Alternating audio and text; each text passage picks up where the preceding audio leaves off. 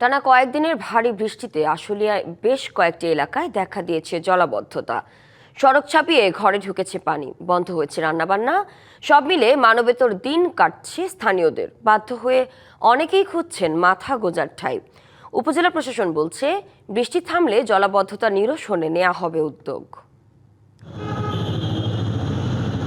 গেল কয়েকদিনের বৃষ্টিতে নবীনগর চন্দ্রা মহাসড়কের পার্শ্ববর্তী আশুলিয়ার শ্রীপুরে তৈরি হয়েছে ভয়াবহ জলাবদ্ধতা। সড়ক ছাপিয়ে পানি এখন মানুষের ঘরে ঘরে। এলাকাটির প্রায় 10,000 বাসিন্দার বেশিরভাগই শিল্প শ্রমিক ও স্বল্প আয়ের। এদের অনেকেই খুঁজছেন মাথা গোঁজার ঠাঁই। বাধ্য হয়ে কেউ কেউ আসবাবপত্র সহ আশ্রয় নিয়েছেন পাশের একটি নির্মাণাধীন হাসপাতালের ভবনে। মেডিকেল এসে উঠছি, রান্না বেড়া খাইতে পারি না, সমস্যা, খুবই সমস্যা। খাটমাট সব ভিজে গেছে, কাপড় চোপড়ে সব ভিজে গেছে, কারণ আমরা বাধ্য হয়ে আমরা বাড়ি চলে এসেছি।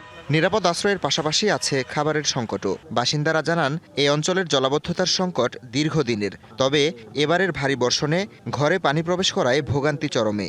ঘরে ঢুকতে পারি না, ঘরে পানি বা রান্দা যা খামো এই ক্ষমতাটা এখানে নাই। সব জিনিসপত্র উপরে উঠাই দিছি, কিছু নষ্ট হয়েছে, আবার ওই দোকান তো বন্ধ 8 দিন যাবত। পানি যাওয়ার কোনো ব্যবস্থা নেই। আছে চিকন, ওই পানি চিকন যায় প্রতি বছর এটা যেতে পারে না। শ্রীপুরের মতো বৃষ্টিতে জলাবদ্ধতা সৃষ্টি হয়েছে আশুলিয়ার জামগড়া ও ধামসোনা ইউনিয়নের বিভিন্ন এলাকাতেও। দেশ জুড়ে যে কোনো কেনাকাটায় 10,000 টাকার বেশি অফার, তাই পেমেন্ট মানেই বিকাশ।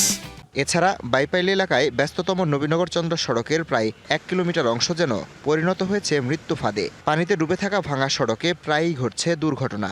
এক্সপ্রেসওয়ের কাজ চলমান রয়েছে, যে কারণে আমাদের পানি নিষ্কাশনে বা ড্রেনেজ সিস্টেমে আমাদের একটু প্রবলেম হচ্ছে। এমার্জেন্সি পানি নামার জন্য যে ব্যবস্থা রয়েছে সেগুলো আমরা উপজেলা প্রশাসনের পক্ষ থেকে ইতিমধ্যেই করে দিয়েছি। বৃষ্টি আমাদের দেখিয়ে দিয়েছে যে কোন কোন জায়গায় কাজ করা দরকার। জলাবদ্ধতা নিরসনে দ্রুত কার্যকর ব্যবস্থা নিশ্চিতের পাশাপাশি স্থায়ী সমাধানের দাবি এলাকাবাসীর। DBC news desk.